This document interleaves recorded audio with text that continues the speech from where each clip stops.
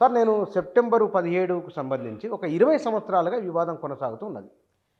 చాలా అంశాలు ఎవరికి తోచిన విధంగా వాళ్ళు రాస్తున్నారు. విమోచనం అని ఒకరు, విలీనం అని ఒకరు, విద్రోహం అని ఒకరు, ఇట్లా నానా రకాలు చెప్తారు. ఇంతకు సెప్టెంబర్ 17 ఏమిటి?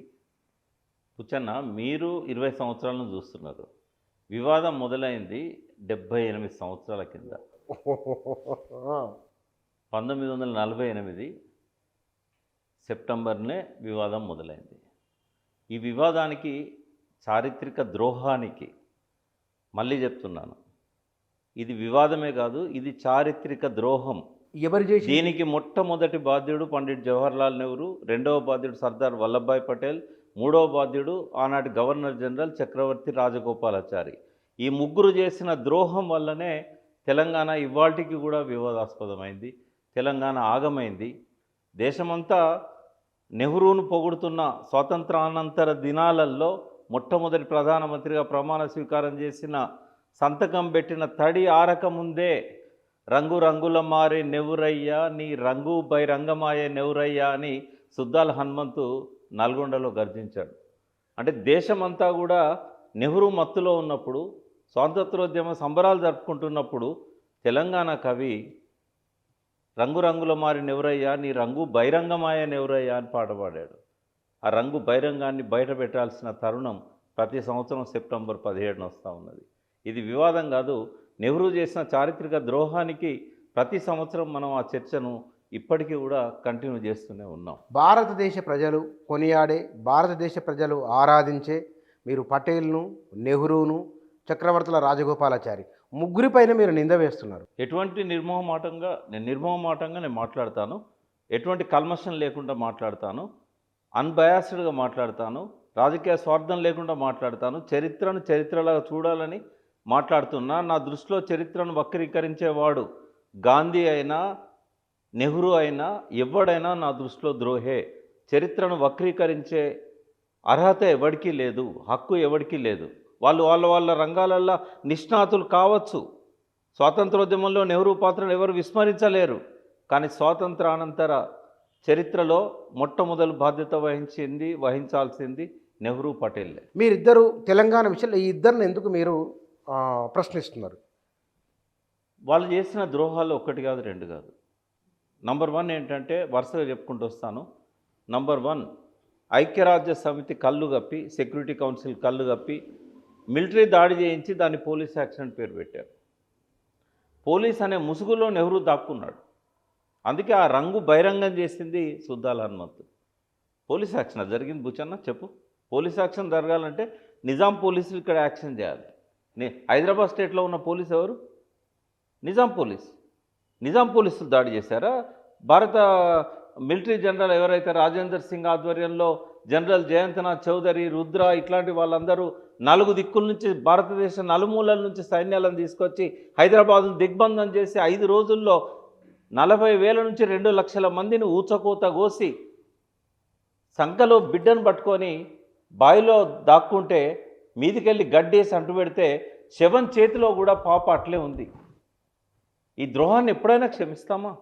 నా ఆఖరి శ్వాస వరకు ఈ ద్రోహాన్ని నేను క్షమించను. ఇది ఒక్కటే కారణం నేను కాంగ్రెస్లో లేకపోవడం. కాంగ్రెస్ నాకు ఎన్నో ఆఫర్ చేసింది. 87లో నాకు మండల్ పార్టీ ప్రెసిడెంట్ టికెట్ ఇచ్చింది, మొట్టమొదటి మండలాలకు జరిగిన ఎన్నికలలో. తర్వాత ఎమ్మెల్యే ఆఫర్ చేశారు, పార్టీలకు రమ్మన్నారు. ఎన్ని అన్నా కూడా ఈ ఒక్క ద్రోహానికి, తర్వాత చాలా ద్రోహాలు ఉన్నాయి, ఈ ఒక్క ద్రోహానికి ఆఖరి శ్వాస దాకా ఆ కాంగ్రెస్ రంగే బులుకోదలుచుకోలేదు. ఒక్కటే ఏంటంటే, తెలంగాణ ఇచ్చిండ్లు అనేది ఒక చిన్న కృతజ్ఞతాభావం సోనియా గాంధీ పట్ల ఉన్నా కూడా ఈ దేశంలో కాంగ్రెస్ చేసిన ద్రోహంలో మొట్టమొదటిది ఈ ఆపరేషన్ పోలో.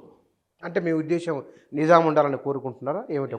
కొంచెం లోతుగా చెప్పండి. నిజాం ఉండాలని కోరుకోవట్లేదు. అప్పటి చరిత్ర తెలిసిన వాళ్ళు ఎవరు కూడా నిజాం ఉంటాడని ఎవరు అనుకోరు. మరి ఎట్లా దూరం అయితే? ఆనాడు ఇక్కడ మొట్టమొదటిసారి ఒక విముక్తి ప్రాంతం ఏర్పడే అవకాశాన్ని ఆ ఆపరేషన్ పోలో ధ్వంసం చేసింది. దానికి కూడా నాకేం విచారం లేదు. కానీ ఈ దొంగ పదాల ముసుగులో దాక్కున్నాడే నెహ్రూ. ఆ దాక్కోవడం వల్ల మనకు ఎంత నష్టం జరిగిందంటే, దానివల్లనే ఆంధ్రప్రదేశ్లో తెలంగాణ విలీనం చేశారు.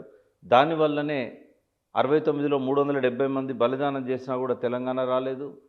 దానివల్లనే ఈ ప్రాంతంలో నక్సలిజం వచ్చింది. దానివల్లనే ఈ ప్రాంతంలో రైతులు ఆత్మహత్యలు జరిగినాయి. వీటన్నిటికీ పునాది ఎక్కడుంది అంటే సెప్టెంబర్ 13, 1948.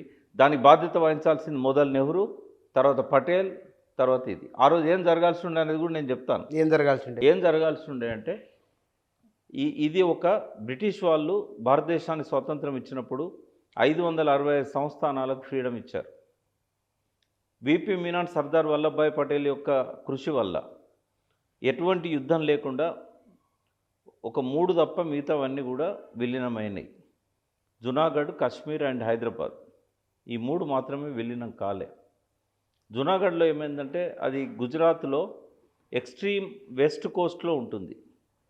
అంటే అవతల వైపు పాకిస్తాన్, సముద్రానికి అవతల పాకిస్తాన్, సముద్రానికి యువతల జునాగఢ్, భావనగర్ ఆ ప్రాంతంలో ఉంటుంది. ఈ జునాగఢ్లో రాజేమో ముస్లిం, ప్రజలంతా హిందువులు. ప్రజలేమో భారతదేశంలో విలీనం చేయాలన్నారు, రాజేమో చేయనన్నాడు. లాస్ట్కు ప్రజలు తిరుగుబడ్డారు, రాజు పారిపోయాడు, జునాగఢ్ కథ సమాప్తి అయింది.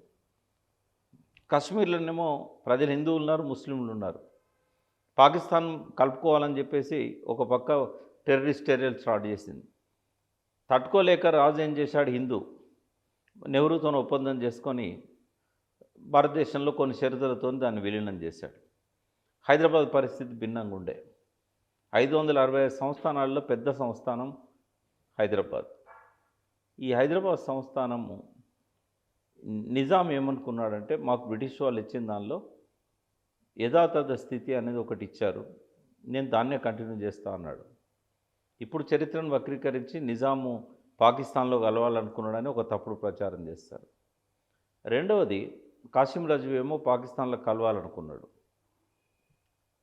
ఆ టైంలో కొంత సంభాషణలు జరిగిన తర్వాత ఇక్కడ నుంచి చెత్తారి నవాబు, ఆ తర్వాత లియాఖత్ అలీ, వీళ్ళందరూ కూడా చర్చలు చేసిన తర్వాత ఫైనల్గా ఏం డిసిషన్కి వచ్చారంటే యథాతథ ఉడంబడిక, స్టాండ్ స్టిల్ అగ్రిమెంట్ భారతదేశంతో చేసుకున్నారు.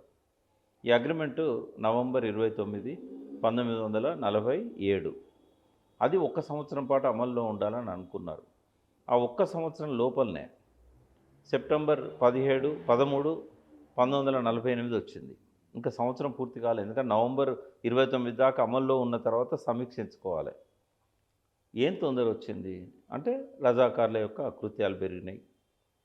ఒక పక్కన జాయిన్ ఇండియా అనే పేరుతోని కాంగ్రెస్ వాళ్ళు తుపాకులు పట్టారు. గాంధీ బతికుండగానే నాగపూర్లో, పూణేలో మిలిటరీ క్యాంపులల్లో వాళ్ళకు శిక్షణ ఇచ్చి చాలామంది తెలంగాణ కాంగ్రెస్ నాయకులు, రామానంద తీర్థ ఆధ్వర్యంలో పివి నరసింహారావు లాంటి వాళ్ళు కూడా అప్పుడు అక్కడ తుపాకులు పట్టి రజాకార్ల వ్యతిరేకత పేరుతోని నిజాంను గద్దెదించే ప్రయత్నం చేశారు, నిజాం మీద ఒత్తిడి పెంచారు. తెలంగాణ ప్రజలు పోరాటం చేసింది కేవలం నిజాంను గద్దెదించడానికి కాదు, భూమి కోసం, భుక్తి కోసం, అరాచకాలకు వ్యతిరేకంగా పోరాటం. అది వ్యవసాయక విప్లవం దాని ప్రధాన లక్ష్యం. కేవలం నిజాంను దించడం కాదు, భారతదేశ విప్లవంలో అంతర్భాగంగా తెలంగాణలో కమ్యూనిస్టులు ఆ రోజు సాయుధ పోరాటం చేశారు. అది నిజాం వ్యతిరేక సాయుధ పోరాటంగా పేరు వచ్చింది. అది నిజాం వ్యతిరేక సాయుధ పోరాటం కాదు, చరిత్ర వక్రీకరణ. అది భూమి కోసం, భుక్తి కోసం, భారతదేశ విప్లవం కోసం జరిగిన కమ్యూనిస్ట్ పార్టీ ఉద్యమం. అది దాన్ని ఆర్గనైజ్ చేసిన దానిలో తెలంగాణ కమ్యూనిస్టులతో పాటు భారతదేశ వ్యాప్తంగా ఉన్న కమ్యూనిస్ట్ నాయకుల యొక్క పాత్ర ఉంది. కాబట్టి అది కేవలం పరిమితమైన దృష్టితోని నిజాంను గద్దెదించడానికి జరిగిన పోరాటం అని చెప్పి ఎవరైనా భావించినట్టయితే అది ఆ రకంగా మొదలు కాలేదు, ఆ రకంగా ముగిసిపోలేదు. అది 42 దానికి 1938లో పునాది పడ్డది నిజాం వ్యతిరేకంగా జరిగిన పోరాటానికి. బట్ నిజాం వ్యతిరేకంగా కాదు, అది భూమి కోసం, భుక్తి కోసం జరిగే పోరాటంలో భాగంగా, ఇక్కడ విప్లవం కోసం చైనాను ఆదర్శంగా తీసుకొని జరిగే పోరాటంలో భాగంగా నిజాంను వ్యతిరేకించాల్సి వచ్చింది. దాని వెనకాల కూడా చాలా చారిత్రక కోణాలు ఉన్నాయి, ఇది సందర్భం కాదు. బట్ పోలీస్ యాక్షన్కు మనం దాని వరకే పరిమితం అవుదాం.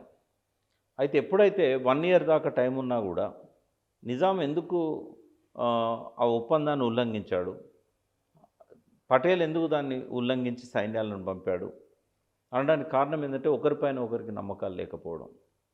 ఆ కండిషన్ ఏంది, యథాతథ ఉడంబడికలో అంటే కంటోన్మెంట్ నుంచి సైన్యాలను ఉపసంహరించుకున్నారు. ఉపసంహరించుకున్న తర్వాత తన రక్షణ కోసం కొన్ని ఆయుధాలను రహస్యంగా తెప్పించుకున్నాడు Nizam, to be safe side. వాస్తవంగా ఆ నిర్ణయం వెనకాల నిజాం ఉన్నాడా, లాయక్ అలీ ఉన్నాడా, కాసిం రజ్వీ ఉన్నాడా అనేది అది తేలాల్సిన అంశం.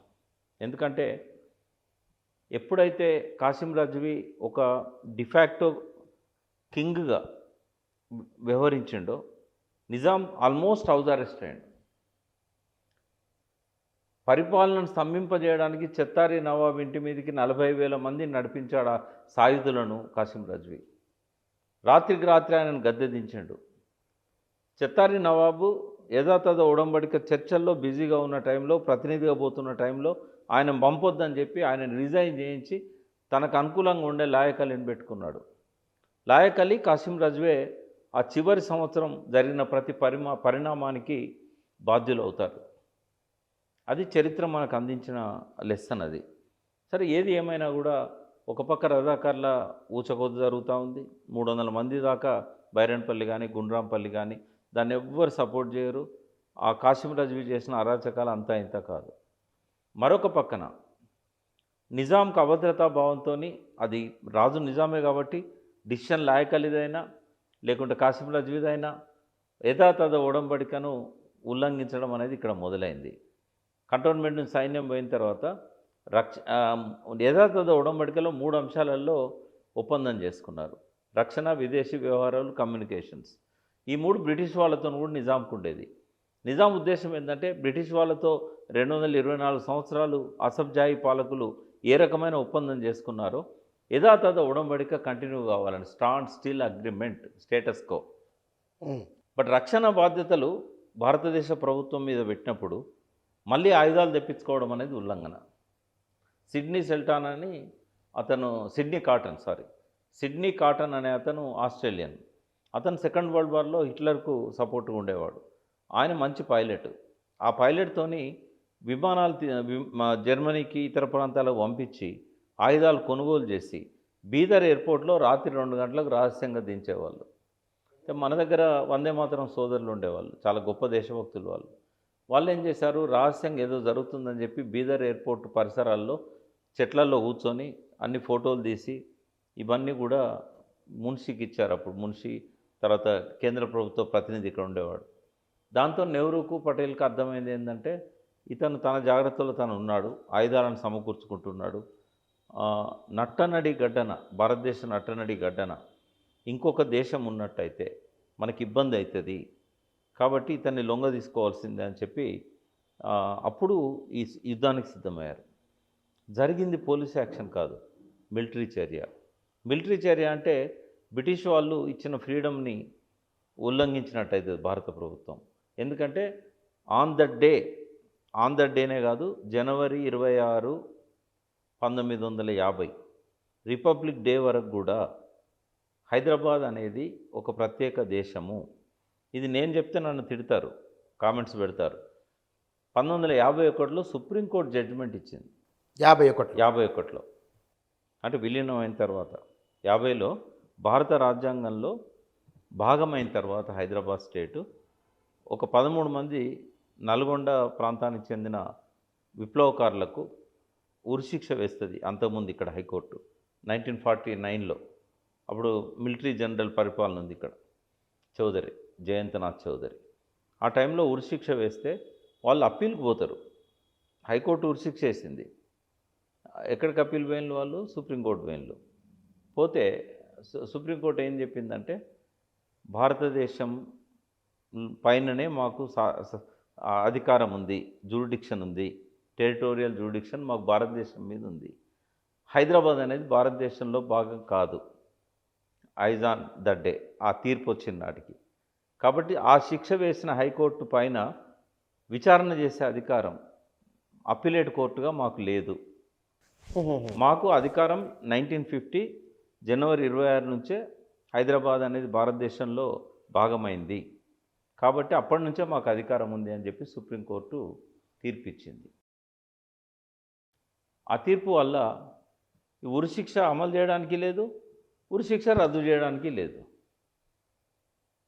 ఎందుకంటే ఉరిశిక్ష అమలు చేద్దామంటే హైదరాబాద్ గవర్నమెంట్ లేదు, ఉరిశిక్ష రద్దు చేద్దామంటే అధికారం లేదు సుప్రీంకోర్టుకి. సో ప్రభుత్వం వాళ్ళని వదిలిపెట్టింది.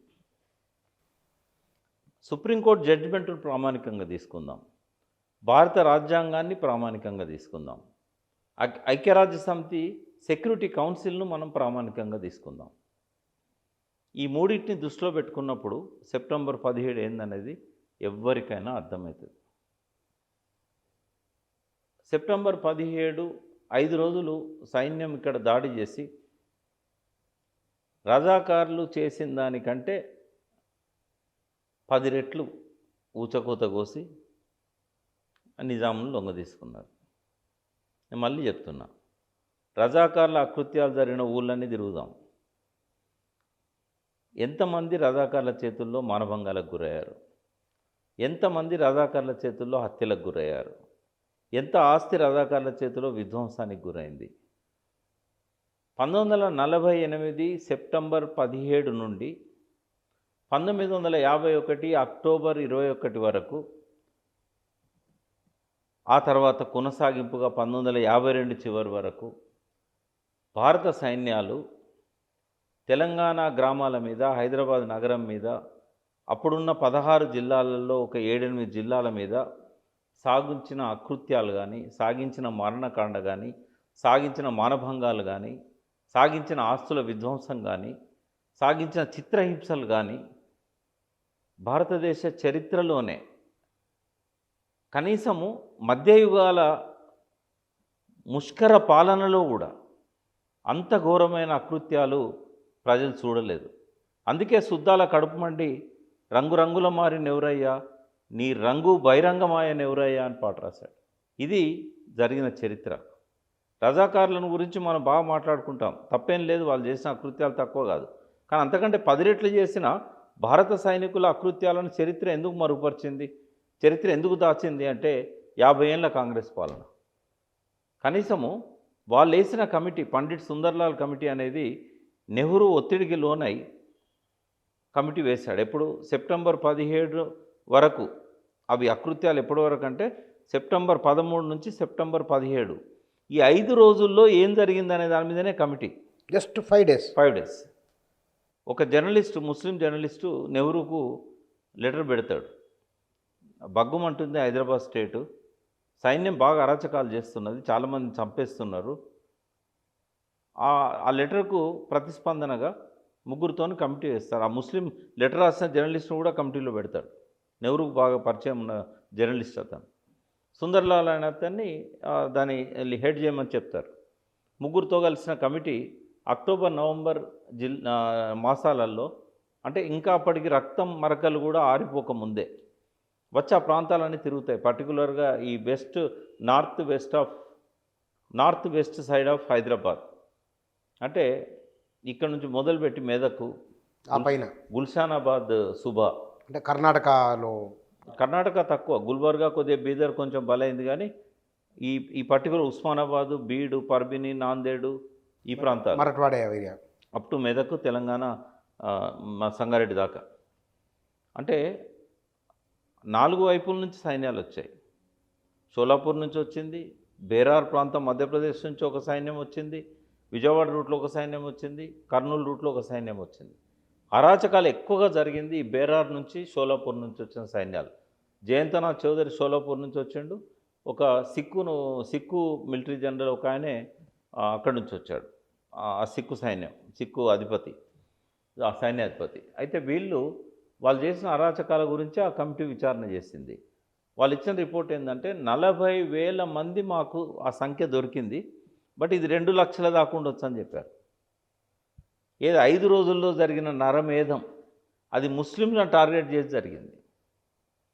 దాన్ని నెహ్రూ ఆ రిపోర్ట్ చూసి, పటేల్ నెహ్రూ, ఇది రిలీజ్ చేస్తే మన పరువు ఉండదు, స్వతంత్ర భారతదేశంలో మనం తల ఎత్తుకోలేము, సెక్యూరిటీ కౌన్సిల్ ముందు తల ఎత్తుకోలేము, అప్పటికి విచారణలో ఉంది పిటిషన్. కాబట్టి ఆ రిపోర్టును తొక్కిపెట్టారు. ఎప్పటిదాకా? మన్మోహన్ సింగ్ గారు 2013లో దాన్ని బయటికి తీసేదాకా, మోతీలాల్ నెహ్రూ లైబ్రరీలో పెట్టేదాకా, అంటే బయటికి రానంతవరకు రాలే.